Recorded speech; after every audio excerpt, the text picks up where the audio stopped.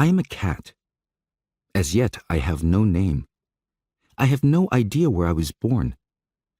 All I remember is that I was meowing in a dampish, dark place when, for the first time, I saw a human being.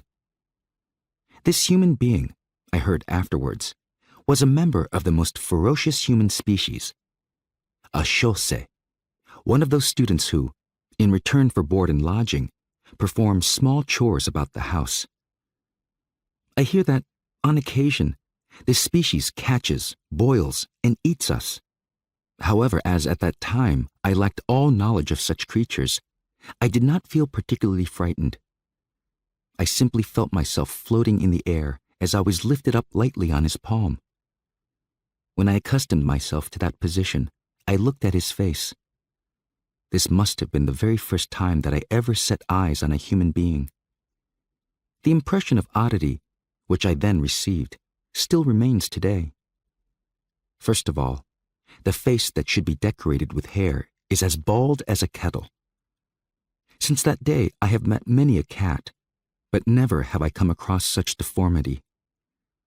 The center of the face protrudes excessively, and sometimes, from the holes in that protuberance, smoke comes out in little puffs.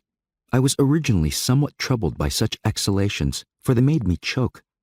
But I learnt only recently that it was the smoke of burnt tobacco, which humans like to breathe. For a little while I sat comfortably in that creature's palm, but things soon developed at a tremendous speed. I could not tell whether the shosei was in movement or whether it was only I that moved. But anyway, I began to grow quite giddy, to feel sick, and just as I was thinking that the giddiness would kill me, I heard a thud and saw a million stars. Thus far I can remember, but however I try, I cannot recollect anything thereafter. When I came to myself, the creature had gone.